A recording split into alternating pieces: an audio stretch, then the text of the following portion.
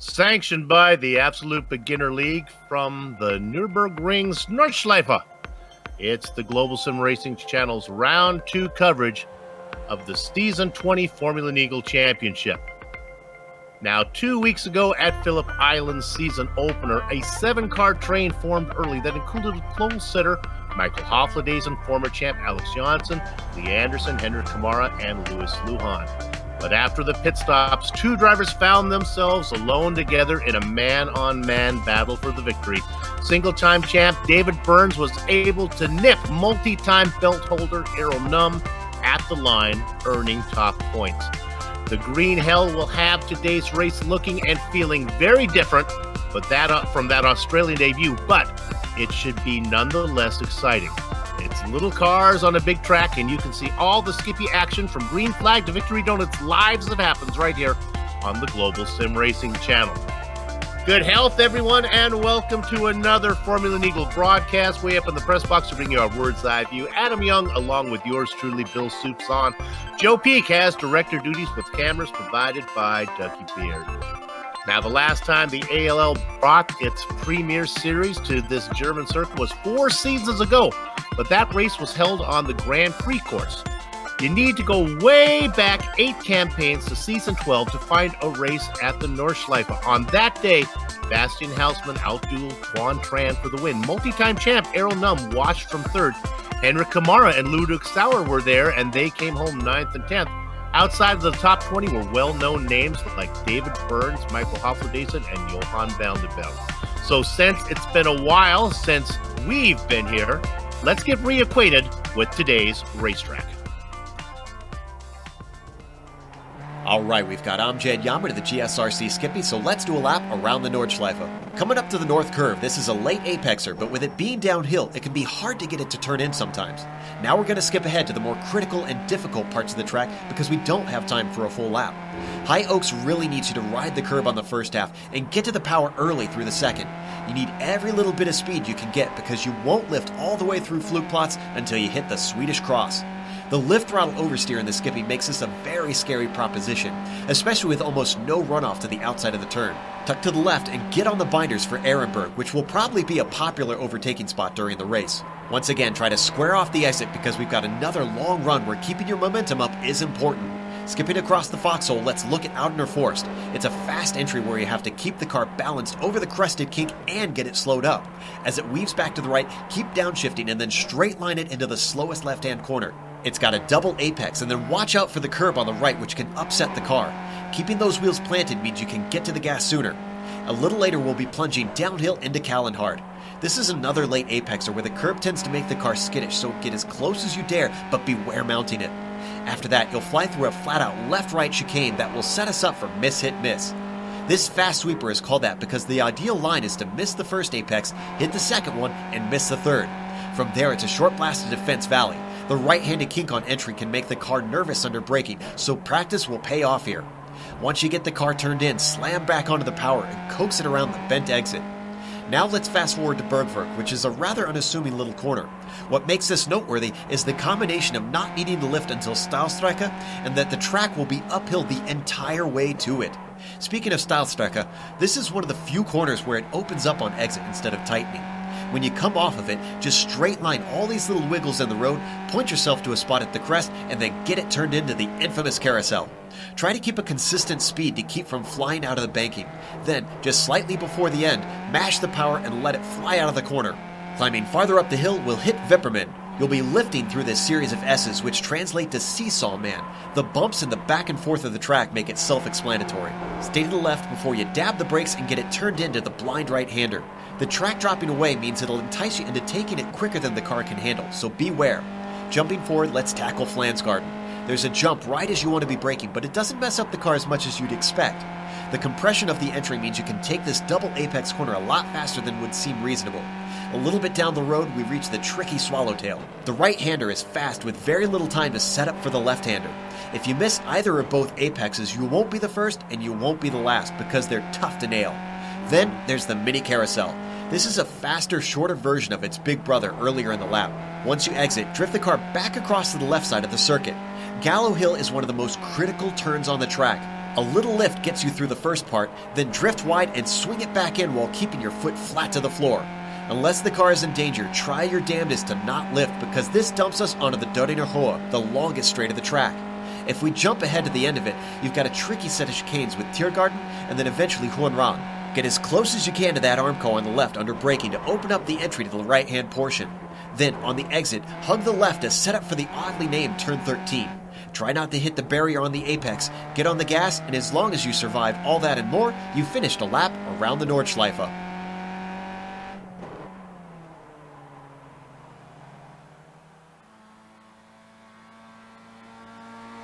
Common sense be darned, there are still real-world competitive races held on this throwback barbaric circuit.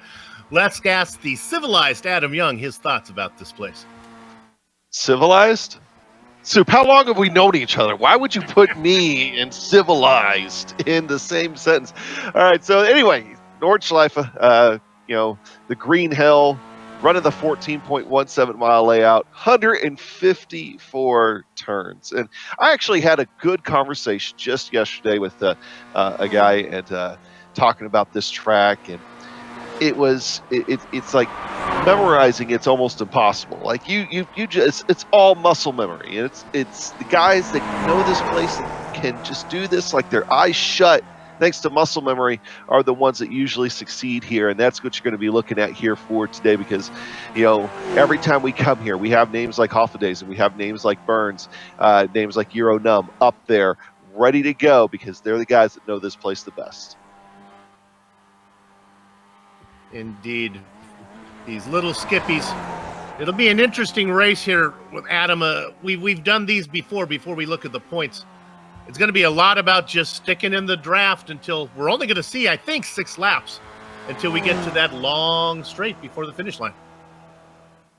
Yeah, and we know races that we've seen here before. You brought up, we were just talking about that ourselves a few minutes ago. Has it really been 8 seasons since we called here? And I remember that battle with Bastian Hausman and Euronum and Tuan Tran and all that. And we had swaps on the back straightaway that guys leapfrogged each other 3, 4. I think one time, maybe early in the race, we had leapfrogs 5 times on that one straightaway. This race ain't over until we get there, as long as there's no separation. And looking at some of these times, you got some guys that are going to be pretty close here today in the draft, big equalizer. Qualifying going on right now because it's such a long lap. Let's go ahead and look at the points. Now, David Burns in first and Michael Hofladezen in third. They didn't fare well the last time they were here. They finished out of the points. Aero Num earned the pole on that day, but a rare mistake forced him to settle for third, although he was working his very best to climb back into the battle up front. Now, in the season opener, Alex Janssen and Lee Anderson battled with Mikael Hofladezen for that final podium spot. You see them sitting third, fourth, and fifth. They were just off the lead train of Burns and Num.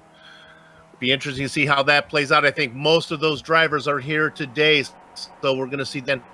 And Adam, let's take a look at the event details.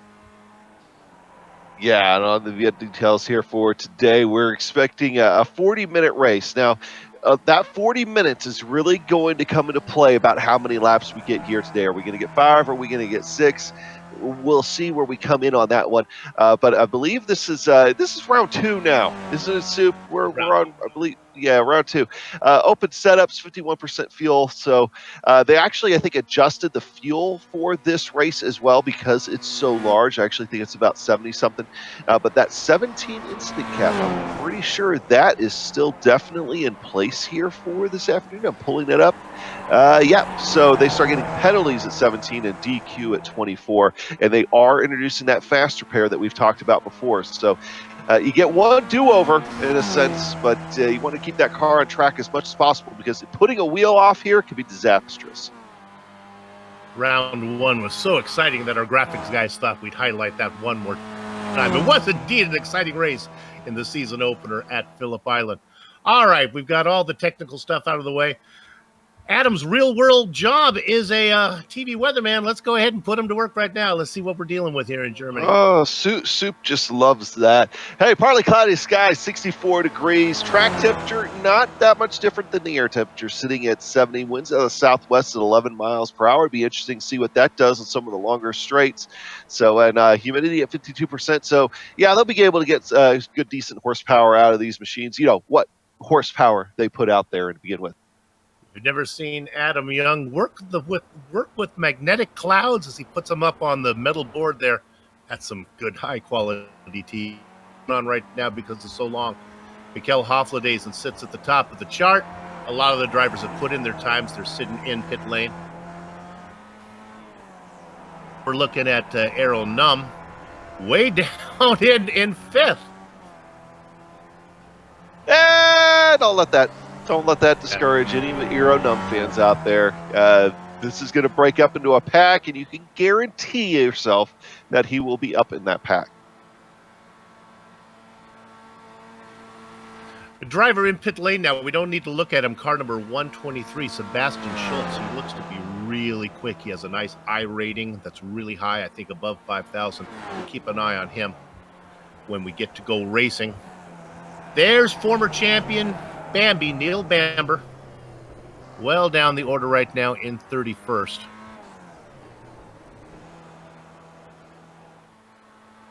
Yeah, way down there, a little bit further away. Actually, Frederick Neptune now looks like he's moved into that spot in 21st.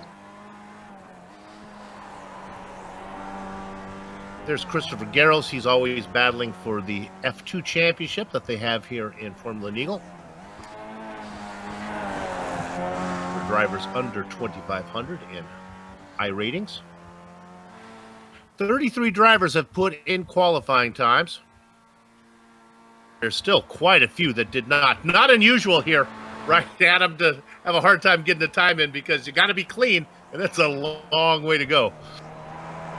Yeah, that's something about here that's always been a problem. I'll take it back. You know, of course, Major Series is one that we broadcast. You think way back to when it was the Pack Majors. We ran our first, I think it was a 2.4-hour race here. I forget what car we were driving, but that was one I definitely sneaked in a timed qualifying lap right at the end of the possible one, and I had tried all week to do it because it's so easy to get just a small little off track here and there. And in these Skippy cars now, especially with the new tire model, they really want to move around on you, so it's even harder for these guys now than what it was. So just to have a handful of guys having a little bit of a trouble doing that, not surprising. They'll get it together come race time. You made a point last broadcast as I watched the rebroadcast of our opening round where you're talking about Dougie Beard's cameras and how it really doesn't show how the drivers really get these cars sideways. We had a couple, our director went to a couple overhead shots as the cars were going through the corners. It is truly remarkable. It's dirt track in this thing. It really is. And you know, and I'm going to reemphasize exactly what I said during that broadcast. Dougie Beard is the best, absolutely the best camera artist. Oh, right there. He got a little too sideways. Knocks the rear wing off that one. That's going to be a lap that he's going to have to reset on. And he's definitely not going to have enough time. We only got about a minute left here in the session. But he is the absolute best camera artist on iRacing.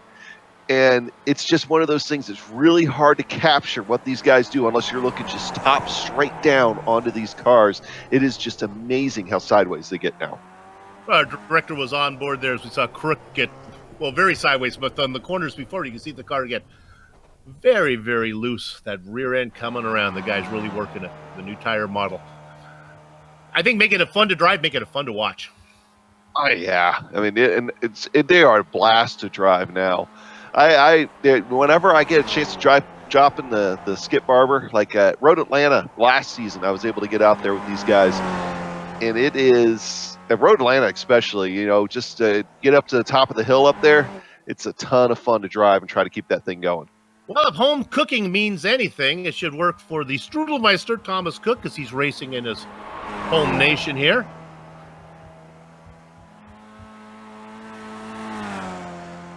That gives him like an instant, like, oh, I was going to say, that gives him like an instant, like, second or two advantage, but obviously that's not, you know, I hope that hasn't been applied yet. Well, look at him scoot the chair up towards the steering wheel here as he works down this long straight. Heading in now, he'll be coming into... I have the English translations with me here. Is he going to be coming into Antonius Beach?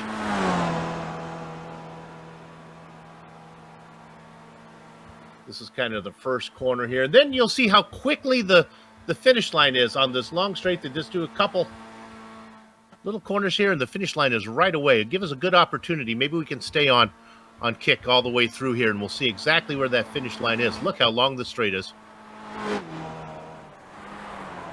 And if you don't get it done by here, there's probably not time to make the pass. You want to get it through these S's and then come around, and there you go, right there. And how many times have we seen races decided there in the last couple hundred yards before the start-finish line? It's like, yeah, it seems like it's kind of a little bit windy there, and then you have that tight right-hander right before the line. But, man, door-to-door action, nowadays you'll knock wheels off, with closed fender cars, I mean, just beating on doors. It is exciting through there, and I expect that to be the case here at the end of this day because we're going to have a couple cars together at the end of this one. Reg LeBlanc coming at you. Now, this is open qualifying. There were cars out on the track, so it's going to be hard for anybody to really have a fast time if you're out there racing by yourself because there's so much time to be gained with 2 or possibly 3 leapfrogs down this straightaway. And Adam, another thing that the fans can look forward to is the toothpaste back in the tube type move. We'll see that a lot. Too wide with a guy shooting through the middle. We will, and it'll be fun to also see that, like, between that move and how the leapfrogging does go on the back straightaway, because this is the first time we've been here since this model's been completely revamped as far as the Skip Barber car itself. So that's going to be another very interesting thing that I'm going to be looking forward to watching here for today. There's Troy Banks, a relatively new name to the series. 34 drivers able to put in times. 11 were not able to get in times. And if you're just now joining us, the checkered flag is out on the practice session. There's 9:20 on the clock. That's just for the cool down session, waiting for everybody to finish their lap here. If everybody finishes their lap before that's up, they will advance the session, so we don't have to wait all the way through that. Going through the drivers that have not put in time yet, don't see any big names. Well, there's Johan Vanderbilt, his time. Director, can we look at car number 57? This is a fan favorite, Edgar Sanchinelli. Hasn't put in a time yet. Come on, Edgar.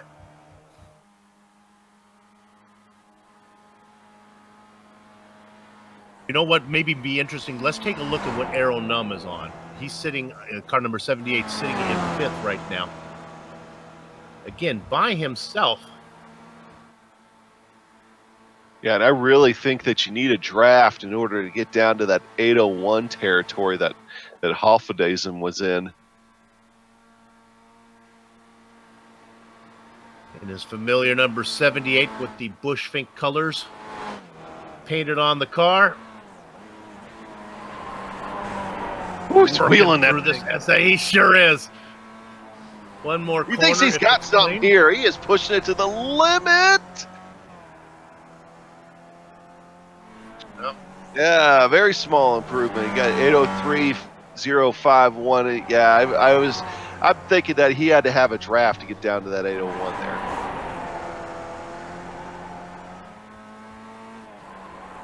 There's Andre Selinder. That wasn't an improvement for him. And now Sanchinelli. Here we go. We got Garros coming in first and then Sanchinelli. Garros already has a time in sitting 29th. Actually, Sanchinelli's ahead of Garros. All right, let's go up and check Edgar, see what he's up to here. Car number's 57, working his way into the final corners right now of the lap. Come on, Edgar, let's get a time. Let's get you in there. 35 drivers have put in times. Let's see if you can get up the chart. Is that a clean one? And I guess not, so he's going to be well down the order. Still pretty easy to get to places here if you bide your time right.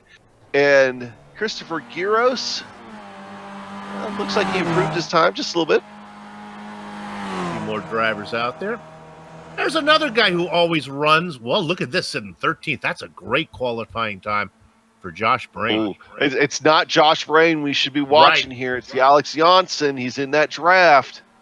Teammates working together. Indeed. Yeah. And there you go. Look at all the time he's going to get. In fact, Josh Brain, let him go. That's the plan all along. We need to watch Alex Janssen here. He might have something.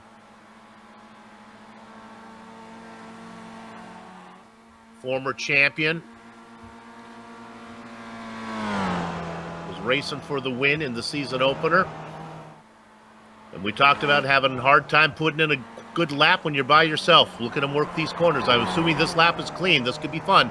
Sitting 6th right now.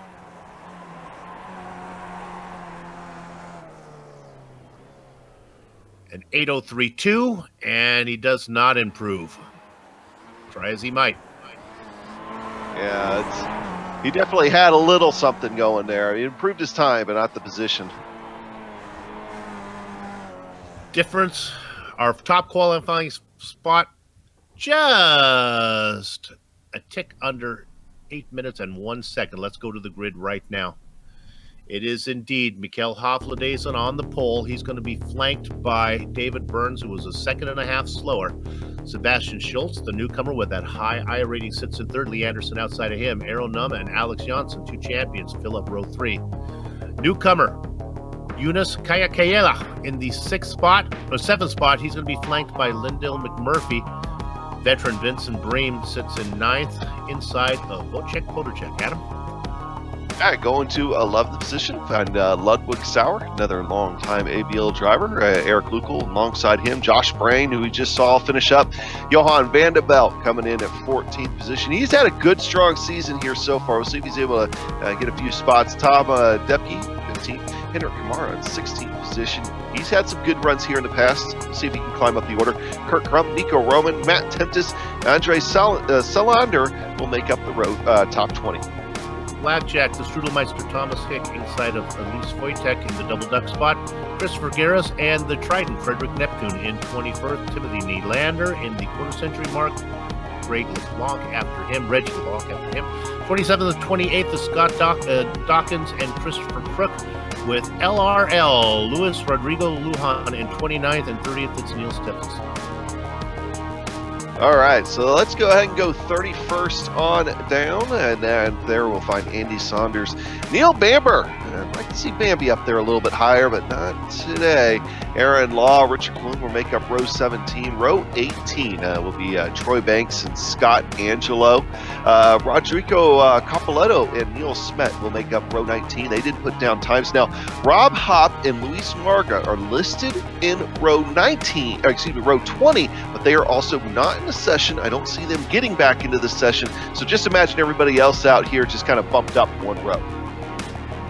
That's too bad. Rob Hopp, a driver to keep an eye on. He is really quick.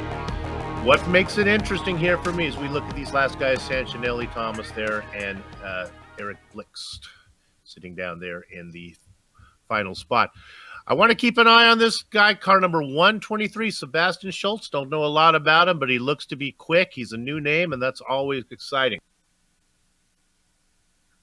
It is, and I think we got Johan Vanderbilt. We talked about it, not able to quite advance the session, but that's okay because we got Johan Vanderbilt in here to talk with me and Sue. Johan, sitting in 14th. Can you stay on the lead train? No, absolutely not. That's going to be a mighty task, Soup, to stay on the lead train. I'm very happy to be actually 14th because, like I said 2 weeks ago, this is my least favorite track to race on in all of iRacing. I'm incredibly slow. So to put it P14, that's decent for me. And I just hope to keep it out of the wall, man, and just see it until the end. Keep it out of the wall. You only have to go 6 laps. How hard could it be? Well, no, you're absolutely right. It's only 6 laps, but there's a corners, man. So many corners in one lap, and that's a after a while, you start confusing them, and then you suddenly go fifth gear in a corner where you should take first gear. And by the way, Soup, that's 924 corners if we go 6 laps. 924. All right, Johan, bring it home clean. You'll probably find yourself inside the top 10 because there's going to be a lot of attrition. I sure hope so. Fingers crossed. Good luck. Have fun. All right, Johan van der Velde sitting down there in 14th. GSRC's own, the fan belt. Yeah, I'm really looking forward to see what he can do. He is going to do better than what I think he is anticipating he is going to do. So yeah, we'll see about that. Neil Bamber, I think he's going to do better than what his qualifying suggests, and so he's going to be somebody to watch maybe from the back. Gyros, Neptune. There's some good names in the back half of this field that if they could just get through the first lap, avoid some of the we are going to have somebody have an accident on lap 1. I mean, it's just 154 corners. It's going to happen. Just accept the fact. So if those guys in the back there can get clear of that, I think we could have some good movers here today. Let's talk about the driver on the pole, Mikel Hofladezen. A couple of things to say about him. First of all, he's one of the most aggressive first lap drivers you'll ever want to see. Clean, but aggressive. If there's a spot to be taken, he'll take it. Another thing, though, that we are rewarded with, unfortunately, the real-world events going on, Mikel Hofladezen is a real-world driver who has a real-world racing career, and his real-world racing schedule has been, of course, canceled by world events. So the real-world racing's loss is our gain as we get to see Michael race with us here today, sitting on the pole. Yeah, and always like seeing Mikel here. It's great, and it's great seeing him actually sit on the pole, and that's something I don't think we've seen in a while, even in the races he's been able to make. Now, Soup, I honestly did not know that he raced actually real world. What does he race? I'm not sure, but I think it is. So we pull up the almighty Googler here, and let's he is find climbing out. the ladders, what I understand, working his way up. Big field here today. And now the drivers will get to go out there and grid. So there's 2 drivers I'm not familiar with that I'm interested to see. We have Sebastian Schultz sitting in 3rd. And then the Finnish driver, Jonas Kaila, sitting in 7th. We'll see what's going on there. We've seen McMurphy race a little bit with us so far. Interesting, Adam, we talk about Hendrik Kamara way down in 16th, back there with Johan. Probably a little bit disappointed for that driver. Yeah, but it's we've seen some good finishes out of him here before. We have, and we've seen some good finishes out of him here in the last couple of races.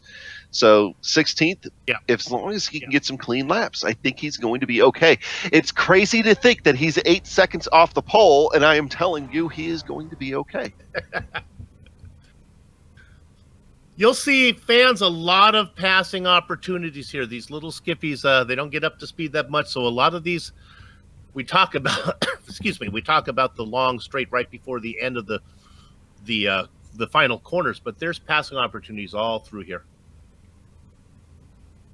Yeah, there's plenty of chances, but there's also plenty of chances to get yourself into trouble, and sometimes those trouble zones are the same as the passing zones. So you got to be careful, got to be up on your toes, keep your eyes up, and be looking ahead of you. And you get to see one of my favorite corners of all of iRacing. I hate this track, but I love driving the carousel. It seems so out of place here on this road course. It's a 180-degree Daytona banked corner. It's really fun.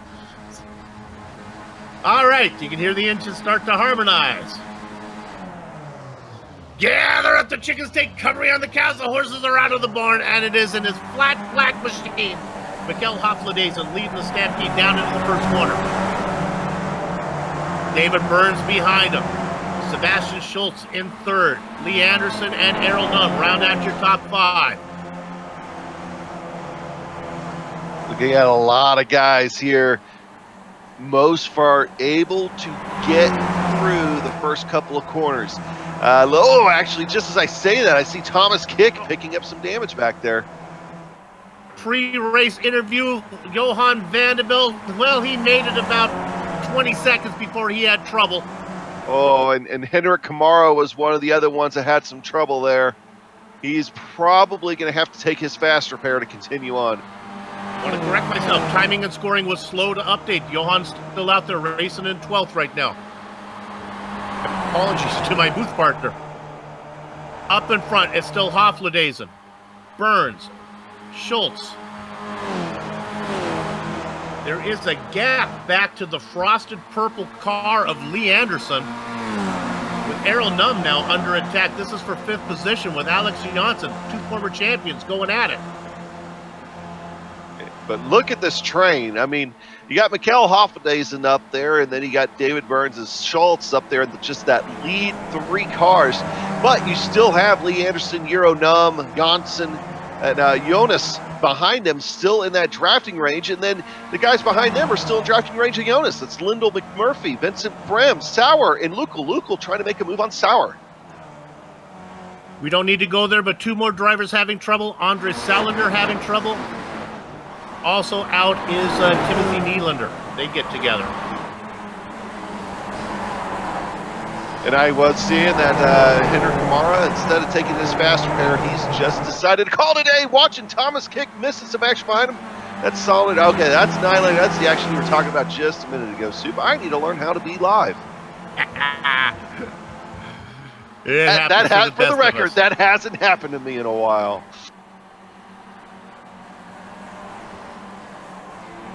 By a while, I mean like 1 week.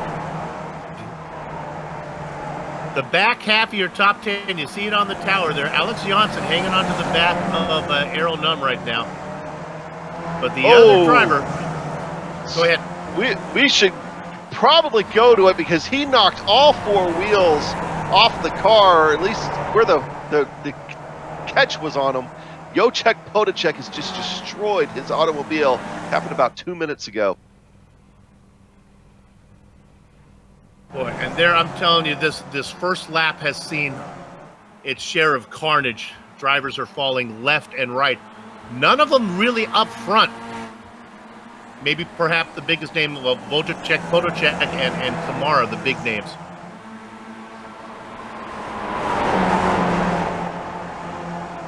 Looks like we've got ourselves now a 7-car train.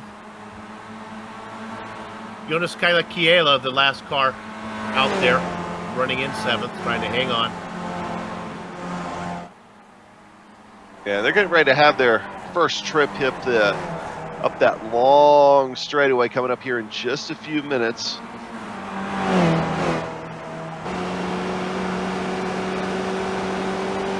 Looking out the back wing now of Mikkel Hofladezen. He's rocking that slick flat black car again there, Soup. Love it. He was talking about changing it. We don't want to see the one that's going to change. It's the lead right now. As here comes a run on the inside. That is David Burns now taking over. And we talked about the guy in 3rd having the advantage. Look what's going on now. That is Schultz getting his nose up in there. Yeah, he backs out of it. Probably a wise decision. I'm going to blame that on the flat black being just slightly more coarse than maybe what the smooth paint jobs are. Does that make sense? Yes, I agree. Yeah, we'll go with that. Now they'll be heading, they'll do this little right-hander here, and they'll head down into the carousel, the corner I talked about earlier.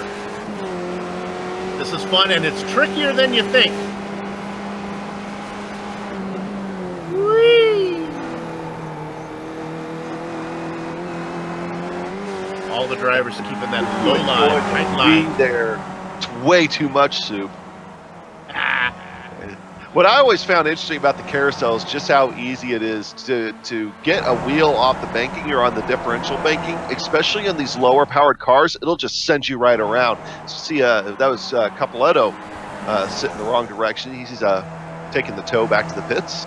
Director, let's go back to car number 25 in 9th position. This is Vincent Bream, and he just gets a little bump from Eric Lukel, says hello. And Johan Vanderbilt in this mix as well. In fact, that bump from Lukel, he loses momentum now, and Bream parts to pull away. This is a battle for 9th. The car just ahead going around the trees, that was Lyndall McMurphy. He's kind of in no man's land.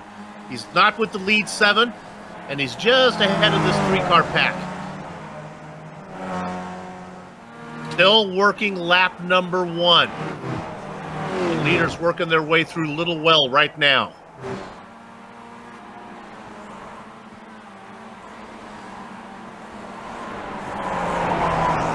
Continue to look at that battle for what would be 9th position, I guess, or 8th position.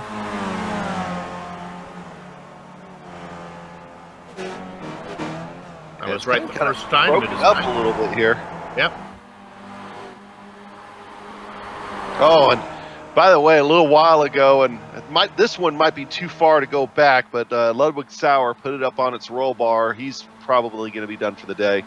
And he started this race, I believe, in 11th position. Thomas Kick has had an issue. All right, it's time to go back up to the leaders now as they work their way through the little carousel. Thomas Kick's had a couple of issues so far. He's had a very eventful day. That's all before lap 1. But here we go. Here's the most exciting part of this lap. Watch, and I mean that facetiously in a way. Of course, all the corners are fun. But now it's just hammer down, get to the start-finish line. This could be a preview of what you see at the tail end of the day if anybody decides they want to make a move. And here comes Hoffmann-Daisen. What I do when I race this straight, I bend my knees and kind of sloosh my rear end farther forward in the chair to get my helmet a little lower to decrease any wind resistance I might get. And there you see the driver from third. That's one lead flaw, but they're not done yet, folks. Here he comes. Here comes Burns again. And is that Numb? From 5th position. Here he goes. He gets 1, he gets 2, he gets 3. No, it's David Burns to the front. 5th position. Gets all the way up there. That, folks, is what we can see at the tail end of this race here today. It is indeed. Janssen makes a great run. Arrow Numb is the train of the caboose of this train. Janssen up in front. I believe we've lost the driver in 6, not able to hang on. Numb is there. We lost Yunus Kayakiala in 7th.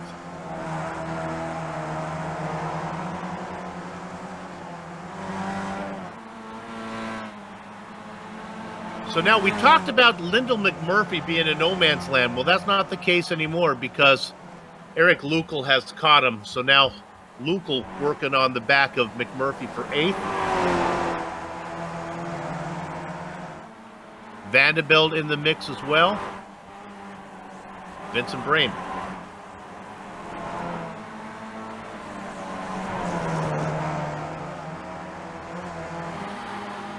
And this pack here will be just as exciting to watch. And we already were thinking that likes of Vanderbilt and Eric Luke will be making up moves. Luke will up 3 spots, Vanderbilt up 4 already. A few seconds back to Josh Brain, who hopes to get to these guys. We can stay on this battle, not missing anything up front. They're just kind of racing in order. Well, I've watched Lyndall McMurphy hit a couple of the curbs. A little bit, that's what I was afraid of. He makes contact into the Armco. Significant suspension damage. Was having a great race, was all by himself, but as soon as the guys caught up to him, McMurphy makes a mistake. You saw it, Adam. Yeah, I was worried about one of those bumps or one of those curves just kind of sending him into the side of Lukal, and indeed it did, and Lukal's lucky he didn't be the one to get sent around, but Lyndall McMurphy, unfortunately, that's going to be an end of any kind of competitive race that he was going to have. Still has an option to take the tow and get the faster pair should he want it.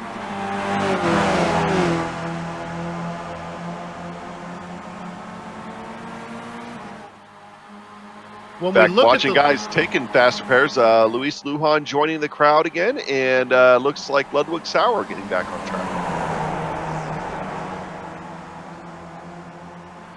When you look at the lead train, what I find fascinating is the driver in 6th. This is Arrow Numb. Now, right now, he's pretty much tucked in behind Lee Anderson.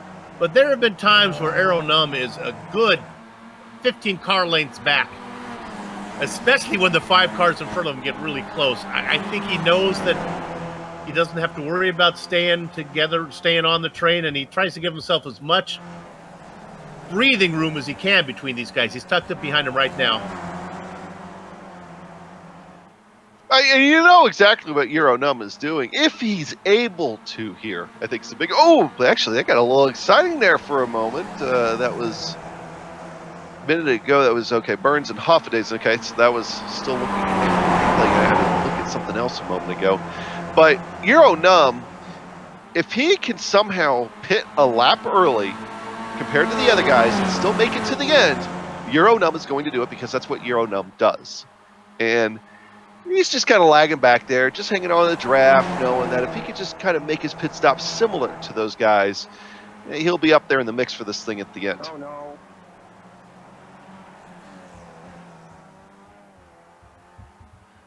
And we're looking here in... More issues for Nylander. This will be his second incident. He was involved in that big one with Potacek a little while ago.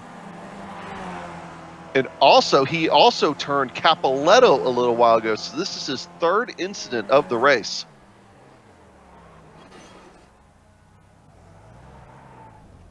Let's go back up front as they head down into Convent Valley here. I think we got ourselves a new leader. Man, they are tightly packed. That's Third Degree Burns now up in front. Janssen in second. Look how close Hofladezen is behind him.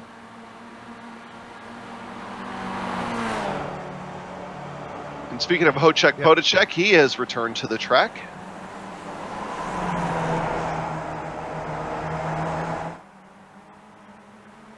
Can we get a look at the front wing of Burns? I just want to see if it's my angle or that's a great shot. It's just a little tweaked off the curbs. Is it tweaked in? Yeah. Yeah, it's all cosmetic. It's okay. I believe Hofladezen has the same damage as well. He races in third. There was, I forget who it was, but it was 2 weeks ago that we saw somebody turning competitive lap times with no rear wing. Yep. I don't think you could do that here, but... Talk about things you can't do here. You were talking about Aero Num doing the early pit stop. I'm not sure if this track is going to let Aero... Yeah, that's going to take that advantage away from him. Yeah, like how close are you to being able to do that? That's the big question mark. That we're running lap 2 now. We know that these guys can go at least 3 laps. We're anticipating 6 laps, could be 5, hopefully not more than 6. So we'll have to see where the pit stop exactly lies, and that'll be what judges whether Euro Num can do anything. But if he can, he'll be the first one to come down pit road.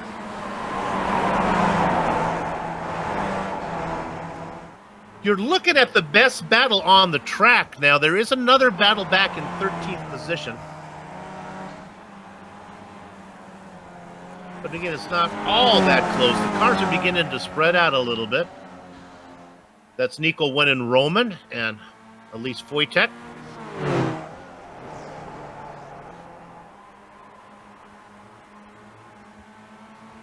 What is happening, though, is Roman is not that far in front that he has to race hard. Coming up now, this is through Plant Garden. That's the English translation. Which is going to be much more informative if Super... Oh, no! Going off! That is Foytek. Did we get that? Yep. Was racing hard. Back in 14th.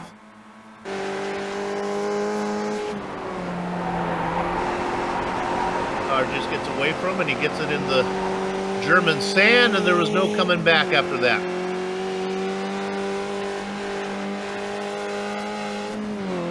Yeah, that's tough. He had himself to possibly have a good finish, at least kind of get back into it. But oh yeah, I thought maybe he grabbed the tail end of that Armco, but I guess not. Yeah, I thought he's so okay. too. Let's go up front because they're on the down near Hoa. That's Janssen alone on the inside. Bernsey out in front. That dark car is Hofladezen in the middle. Burns now tries to take his half out of the middle. And it looks like it will be David first into the corners.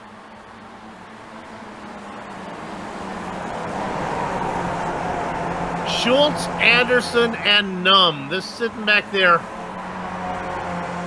not really forcing the issue now. Yeah, you're just kind of coasting at this point, I think. Just trying to get to that pit stop. David Burns at the 8:02 is his fastest lap here so far. Granted, it's only the third lap, 18 minutes into the race. You can see on the tower the gap now 5.5 seconds between 6th and 7th. Errol Numb and Eunice Kaela. In fact, let's look at 7th now. As Kaela beginning to be ran down by these guys. Eric Lukel, Johan Vanderbilt. They continue to close. Remember, they ran down McMurphy, scared him off the track. Now they come up behind the Finn.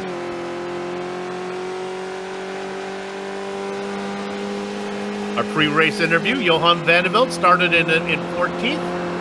I told him, keep the car clean, you'll get yourself a top 10. He races in 9th right now. Long way to go. Definitely the key, because a lot of guys have had problems here today. Exactly what we expected.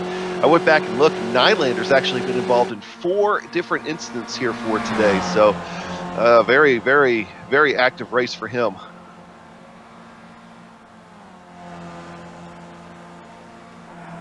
There are fast repairs in this season.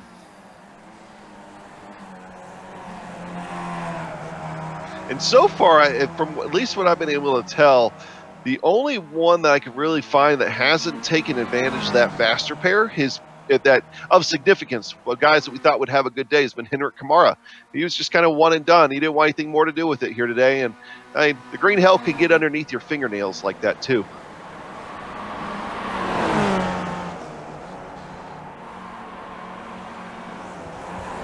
That's a great 3-car battle now. They have closed up behind the Finn.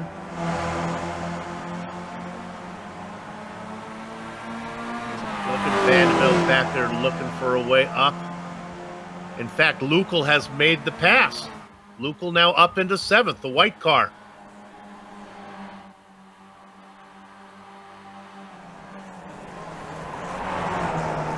We like to work through the field to show you all the battles, but to be honest with you, the best battles are up in front right now. This 3-car battle here for 7th, and the 6-car battle up in front. Everybody else pretty much separated. Yeah. Grook and Eric Blix, they look like they got a pretty good fight here going. In fact, Blix, if you want to go to it, he's got a good run. He might have something here. That's the yellow car of Crook, and there's the pass made by Eric Blix. Yeah, so move him up into 15th. Spot. See if we can hang on to it. He didn't put a wheel off into the grass. Yeah, if they can keep it together, they've got a chance here of catching Elise Vodek maybe a little bit. Something going on with Vanderbilt. Slow.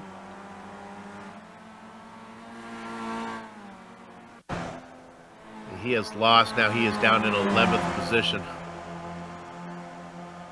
Oh, he got a half a little spin. He had to keep it out of the back of Jonas and sacrificed his car in order to do that, and had to wait a little bit to get back going. Tip of the hat, though, for him able to spin without getting any incidents. He lost a spot to Vincent Brame and one to Josh Brain. So he races now in, I believe, 10th.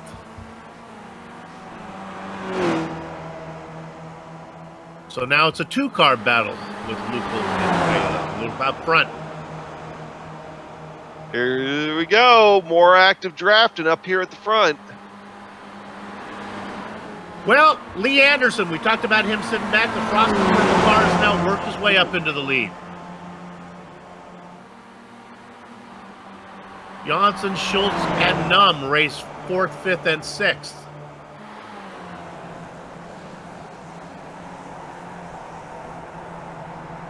And that's the long straight. I talked about there being plenty of passing opportunities. That's like the straight between what's called Little Valley and then on the way into Convent Valley. What would be a normal straight on most standard tracks.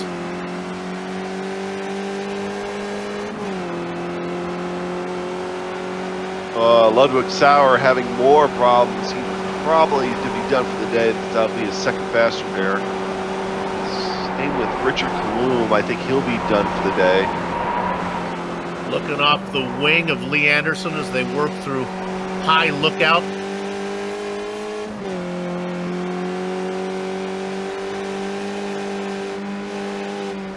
Go through here through Harry Potter's fans would be happy as they work through Hedwig's Height.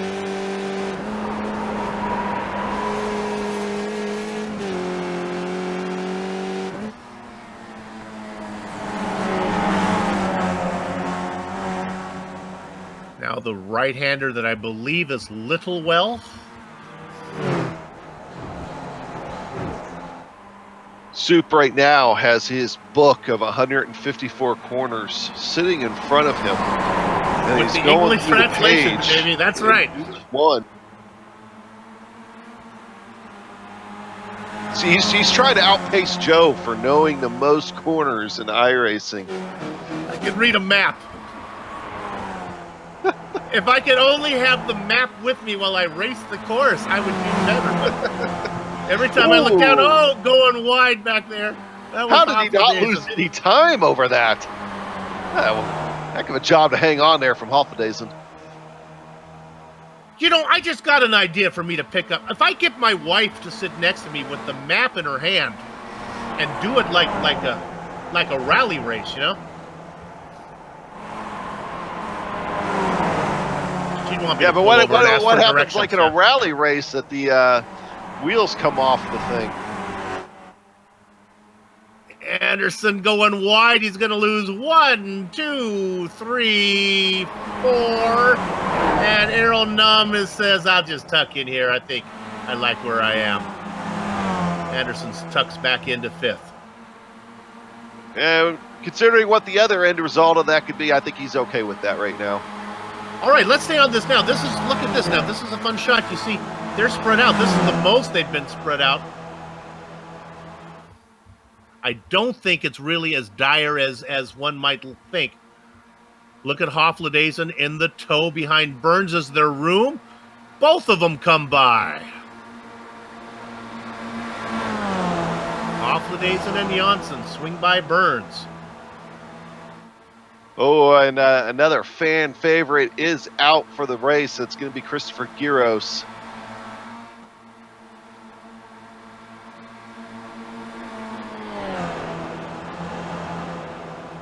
Janssen decides to tuck into 7th. Now it could be pit stop time. Let's stay with the leaders.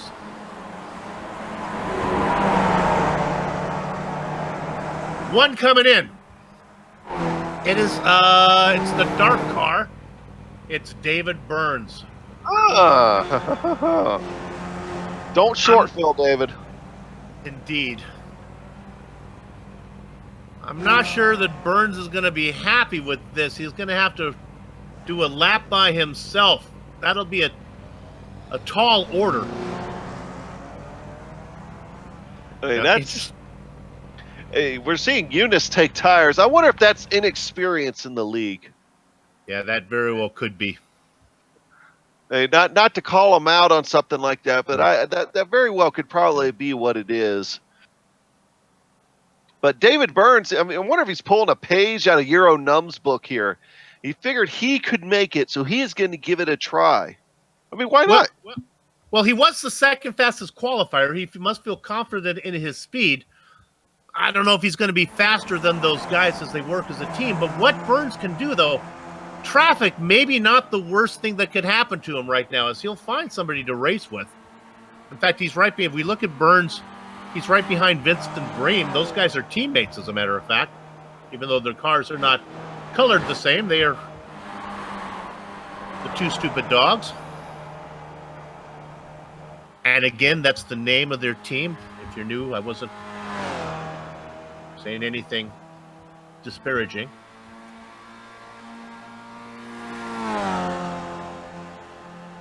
Really surprised here at the front of the pack how much Janssen and Hoffenheim have started to break away from Anderson, Schultz, and Num. We got a good couple second difference now.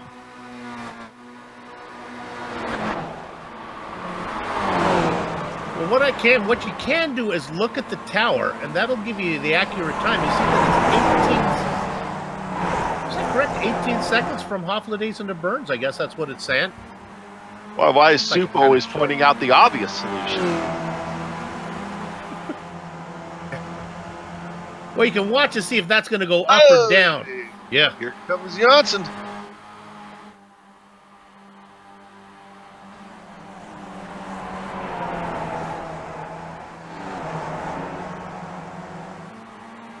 Now, because of the incident that we saw where Anderson got loose and put it in the grass and backed up, it did put a little gap now of that train.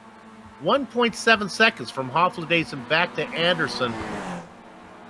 Don't know if they need to worry about that interval.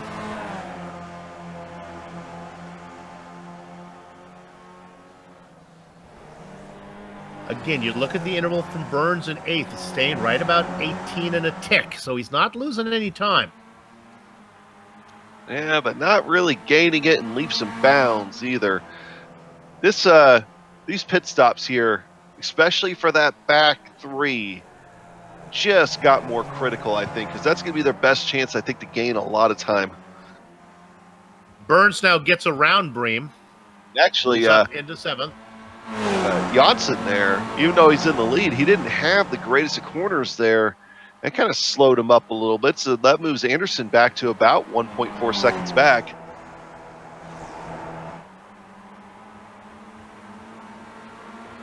Yeah, look at that, look at that. You can see all the 5 cars we're worried about. So we're looking really at 2 intervals right now.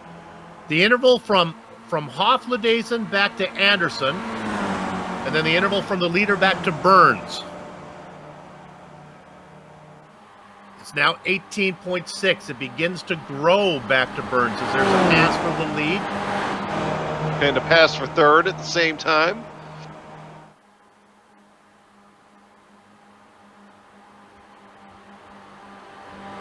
Look at that as they come at you. It's amazing. Just listening to the engine notes in these cars. Skip Barber's, they don't, obviously hit the rev limiter climbing up the hill like that, but they're generating as much power as it can and tops out on the power band. Another thing to consider, even though they all will pit at the same time, Errol Num has been in 5th or 6th. He's been at the back of this train the entire time. He's been playing with, saving fuel. Watch for him to have maybe the fastest stop of all these guys. Euro Num doing what Euro Num does. He really does a great job of planning these races almost out in reverse in his mind. He knows exactly what he wants to do as far as strategy and everything. And it's not necessarily just being in the draft that gives him a fuel advantage. He has the ability somehow to be fast and not burn fuel at the same time. He's just really smooth.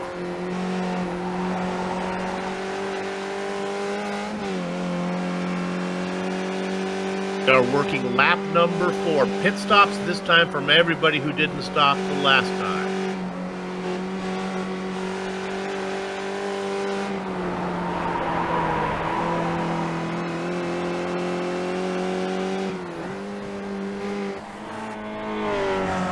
Round number 2, Season 20 of the Absolute Beginner League.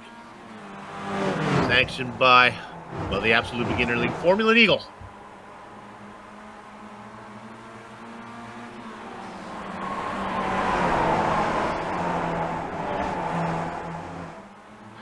Just doing some looking here real quick, Soup. Our biggest mover has been Eric Blix, 35 to 14th.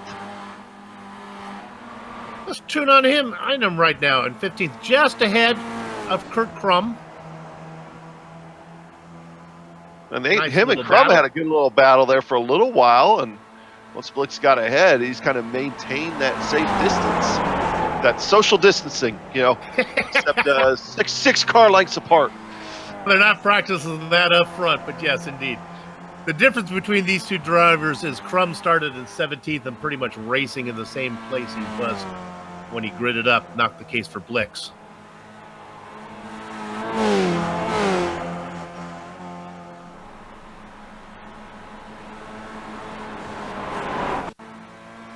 We'll go look at Crook. Christopher Crook, who was in about 15th spot.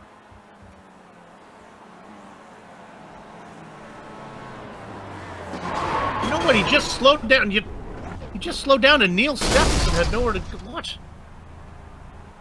Just kind of slowed down on track. I'm going to say that was a hardware issue. Yeah, we got Janssen. He's leapfrogged Hoffendays, and Hoffendays are going to come right back. And watching the tents go down for the guys behind him. Actually, they went up there a little bit as soon as Hero Num stepped out. Hero Num on that back cab, that back group, he's getting a position to go ahead and come down pit road here. He knows what's up. Yeah, he knows Adam, what's up.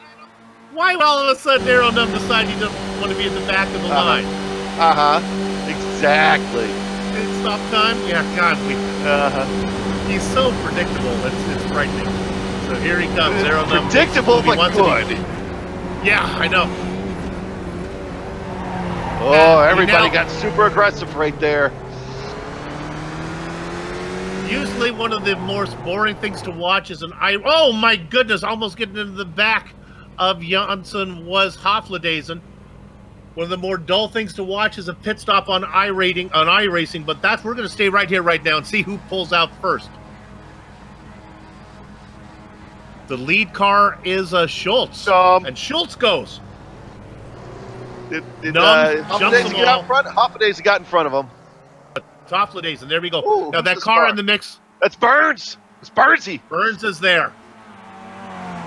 That worked out wonderfully for David Burns if he has enough fuel. So it's Hofladezen, Burns, and Num. A second and a half back to Schultz. I apologize. I misidentified the car going out first. Anderson has lost a ton of time in 5th with Janssen way back in 6th.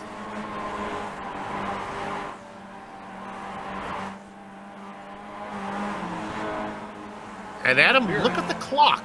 Yeah. So this is lap 5. They'll be coming to lap 6. This might be it. And we're getting the final lap indicator on scoring and timing. So I think we should call this thing like it might be the end, Soup. So they took the white flag in pit lane. Well, now Mikkel Hofladezen has a 6/10 of a second lead on David Burns, and there's Errol Num. Burns and Num battled for the win in the season opener at Phillip Island.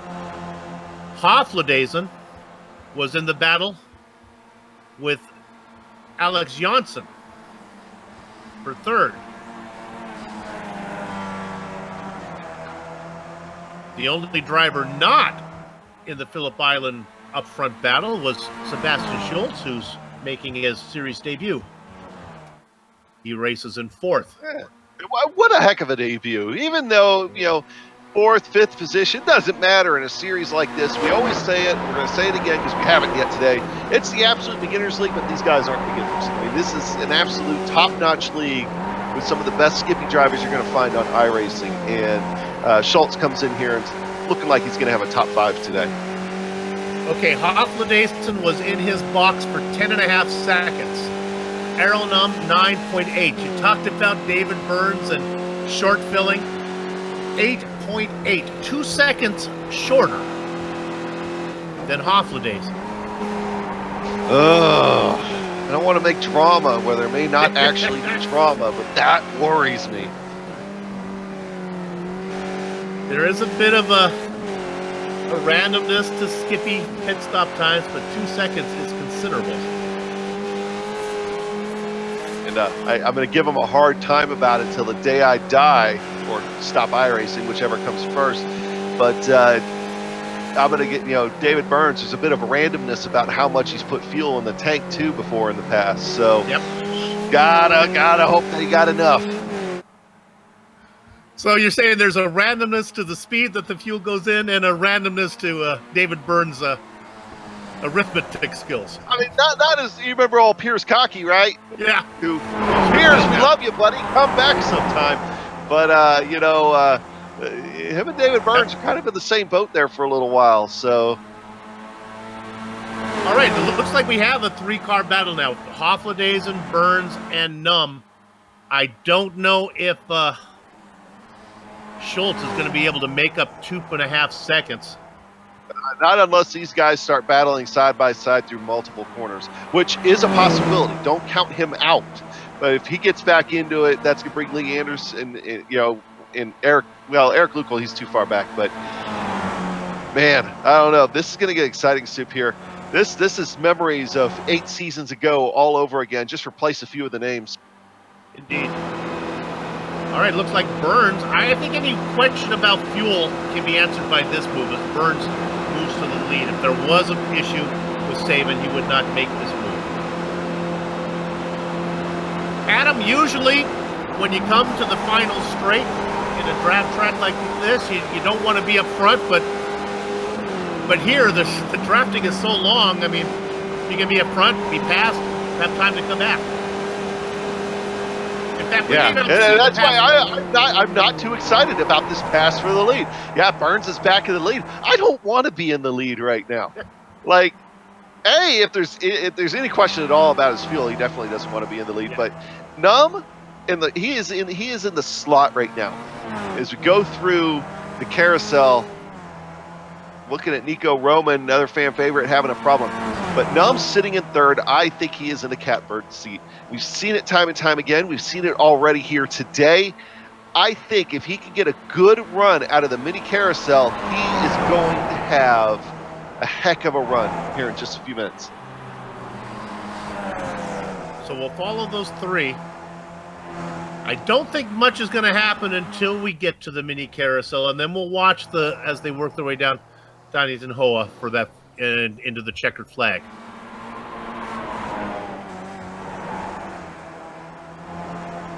LeBlanc has trouble. Can we drop back to 10th position real quick? Car number 64. Oh, we're on the replay. Sorry. Yeah, looking at the replay here for LeBlanc. Oh!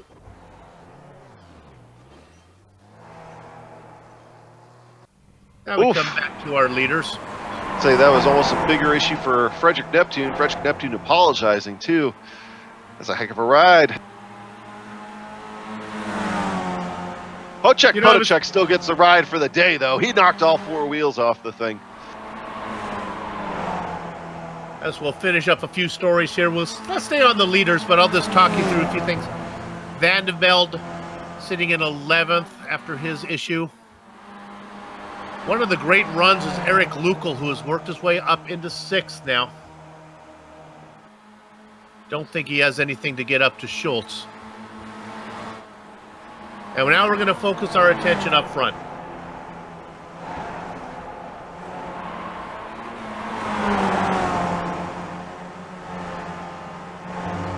Yeah, looking at Hofladezen to go through the mini carousel, dropping back just a little bit. And I don't think that was by design, but he's still within drafting range here. If this were a normal track, I'd be worried, but this got more interesting, actually. This got a lot more interesting. Errol Numb is he didn't get as good of a run as what I was hoping he would get. Yeah. But Hofladezen's catching Burns, leap and bounds here, and he might be catching him late enough in the straight that it might be difficult for Burns to come back. We'll see. So there's the first pass. Now Burns is in his toe. Still got plenty of time. He's gonna fight. We're gonna have a wheel-to-wheel battle here. Hofladezen playing defense because the next corner is... Oh, they touch! Hofladezen's in the grass. He gathers it up. This could be good news for Numb. He's still on the throttle. He's still in striking position. Boy, Hofladezen working both sides again. He tries to cut across the apex. Up in front, though. It looks like through the final corner here, it's going to be David Burns. Hofladezen gets second. Numb was not an issue for third. Schultz comes across in fourth. Janssen, we'll see if we can pick up any other battles. Let's go back to 10th.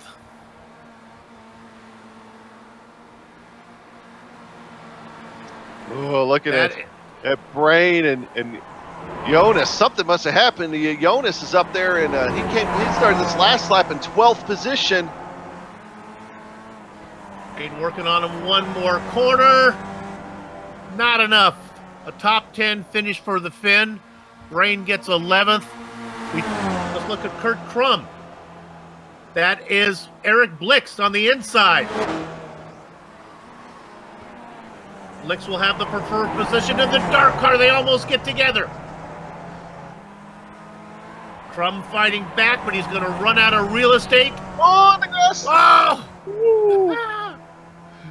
Blix got the car in the grass. He got it gathered up. He'll settle for 13th. Krum will get 14th. And that's all of the competitive battles right now. As the other drivers bring it in, we're going to take a short break. Don't go far. We'll come back to read the entire finishing order, talk to some of the drivers before a lock on the gate. GSRC, back in a few.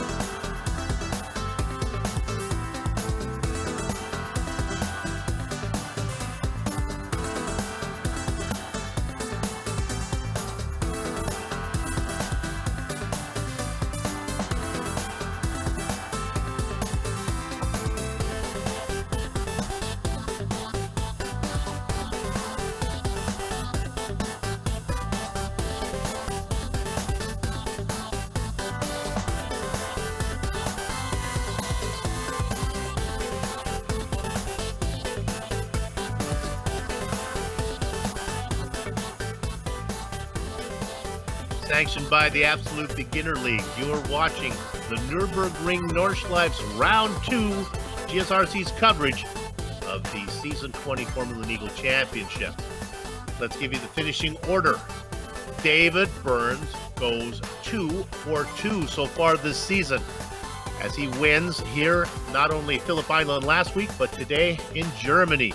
Michael Hofladezen settles for second as they banged wheels coming into the checkered flag.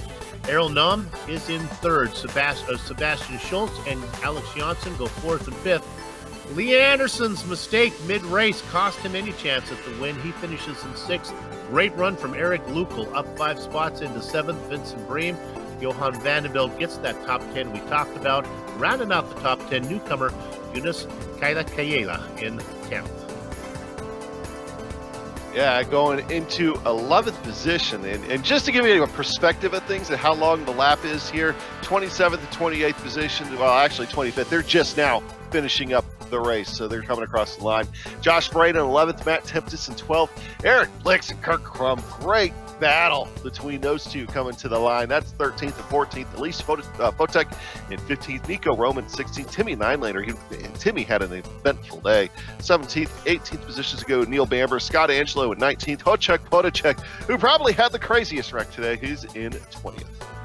Hidden Blackjack, LRL, Luis Rodrigo Lujan, Andres Salander in the double duck spot. Neil Stephenson after him. Got Dick Dawkins, and then it's Christopher Kruk in the 25th position. 4 minutes and 17 seconds behind the leader, but on the lead lap. Then we get to the cars one lap down. Frederick Neptune, Reg LeBlanc, Andy Saunders. 29th is Christopher Garros, and 30th, Ludwig Sauer. Adam? Yeah, going into 31st position, and I'll just go ahead and just read everything the rest of the way here. Lyndall McMurphy, Richard Kalum, Tom Depke, Troy Branks, Chester Thompson, Thomas Kick, Neil Smet, Henrik Kamara, very early retirement, same with Rodrigo Capolletto. 40th is going to go to Edgar Santinelli. And I think the rest of these guys, we know Rob Hopp for sure did not take the green flag. Luis Morga didn't as well. Aaron Law scored in 43rd, but he did set a qualifying time, and he was in the session as the race started. So that's your running order here for today, Sue. All right, it's time for interviews. I have the pleasure of talking to our race winner, 2 for 2 so far this season. We're talking about David Third Degree Burns. Burnsy, you scared me with the pit stop strategy. You were alone. Do you know, I thought I'm going to do an Aero. I'm going to dip in the pits because I saw the lap times and I thought, I think I can run those by myself. So when I went into the pits, I thought, well, I might get traffic, I might not. But when I came out behind Vincent, I couldn't have picked a better teammate because that just helped.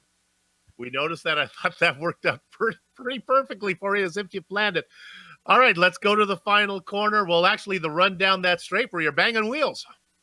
Yeah, that I apologize to Michael because I think I slid and I saw where he was, so I accidentally touched him, but he was okay with it. Yeah, I kind of hoped that I'd go that way because I knew if he'd get in front of me that I had a chance to get back in front of him. So, but wow, the challenge into the last few corners, that was a little scary. Indeed, you had he was laying back, I think, to give you a huge lead so he'd have a run, and he just got there too soon. Yeah, I think he was actually using tactics to hold Aero back because I think he knew if Aero got the run on both of us, he would probably get in front. So I think it might have been tactical. I don't know whether it was intentional, but it kind of... Well, it worked for you, so second win in a row. That's been a long time since we've seen you go back-to-back. Way to go. Cheers, guys. Thanks for that. David Burns on the way to his second championship as he wins his second in 2 tries. Adam? Yeah, let's go ahead and grab Mikhail Hoffendays. And Mikhail, man, that was a fantastic race to watch. You got to lead a few laps, battle for a few laps. Tell us about the run down to the checkered flag. Yeah, I really thought I had that. I put myself as far behind as I could to David, so I knew I'd still have the draft, but I knew I'd pass him quite late, so I didn't think he was going to be able to pass me again. But I must have calculated wrong because David got the run and got the better of me this time. Well, you could have asked me and Soup about that. We would have told you could leapfrog down that thing like 3 times. But even then, though, I mean, it was just a great race all day long. Tell us about the draft and what outside of the Donninger Ho, how important is the draft here at Nürburgring? It's surprisingly important. My pole lap was without draft, which was very impressive, if I may say so myself. But draft would have done that lap at least 3 more seconds. So, I mean, that's a fast time, but add draft to that and it's going to be an even faster time. So it's incredibly important on any track, but on Nürburgring draft, it's almost life and death. All right, so we got to ask you this question. It came up earlier. We couldn't remember, but I imagine it's changed too with the whole worldwide crisis and everything going on. Once everything clears up, what is your real-world racing plans for this year? Well, right now we don't have any real plans. Obviously, I was testing TCR late fall, and we're trying to gather the money for that. But I mean, obviously it's hard. So looks like right now, if we're gonna drive anything, it's gonna be my Volvo from last year. But hopefully we can get funds together to drive TCR in Scandinavia. Well, good luck, and hopefully things come together for you once the crisis clears up. And Mikkel, great job here for you today. We'll see you in 2 weeks at Spa. Yeah, thank you very much. Second place finisher, and now I believe we're going to get to talk with Alex Johnson. Alex, during the pit stop, did you stop for a few bites of lutefisk there or something? Because you were in there a long time. Yeah, looks like it for sure. Yeah, I stuffed up again. Like this is getting annoying by now. Basically, I think everyone short fueled and I didn't because I had no idea how to do it because I'm apparently a Skippy newbie still. So yeah, that's why I lost everything. That's a bit annoying because me and Michael had a nice gap to the guys behind us. So yeah, shit happens, but it was a fun race. It did indeed. Well, it was you kept it clean pretty much. There was a little mistake that Lee Anderson made, but I think that happened behind you. Were there any close calls during the race? Nothing like super major. I had some times when I had to check up a little bit, but other than that, it was pretty fine. I took it a bit cautious because the draft is so powerful. You don't even need to push to be behind. You just need to cruise and stay chill, and you'll stay behind. It's ridiculous, but indeed. Well, figure out how to fuel that car the right amount so you can be competitive with these guys. Good luck next time. Thank you, boys, and thank you for the broadcast. Alex Janssen, 5th place finisher today. And we have apologized there for the European language that we got over the air for you. All right, I believe that's going to do it for us here on the iRacing, on the Global Sim Racing channel. So let's go ahead and thank the people that made this possible. And, of course, we'd like to thank with everybody at the Absolute Beginner League for sanctioning this and, of course, contracting with GSRC to broadcast it. We'd like to go ahead down here, if I can scroll to the end here, and tell you, well, who else we'd like to thank. How about the company's equipment or software you see on the screen right now that we use on the broadcast? The original music that gives every GSRC broadcast that unique flavor and feel is thanks to June Lalonde. See the screen for contact information. Formula Legal returns in 2 weeks. That's April 26th for round 3 from Spa. GSRC will be there. We hope that you join us. On screen now are some of the upcoming broadcasts, so check those out and mark them down on your calendar. If you'd like more information about GSRC, including complete list of future broadcasts, you can find it at Global Sim Racing Channel. We're also on Twitter at GSR Channel, Global Sim Racing, Facebook at Global Sim Racing Channel, and Instagram at GSRC_Graham. Got that? And while you're here, if you haven't done so yet, become a GSRC YouTube subscriber by hitting the button on the YouTube channel. And hey, if you're looking for a gift for the person who has everything, go check out our merchandise store at gsrc.storeenvy.com. That's 1 E in Store Envy. Finally, on behalf of the entire crew, that would be Adam, Joe, and Dougie. I'd like to thank all of you for watching as David Burns picks up his 2nd win of the season here at the ring. And now, with all the housekeeping done, it's time for us to go have fun storming the castle. So until next time, race clean, race hard, and we'll see you on the track.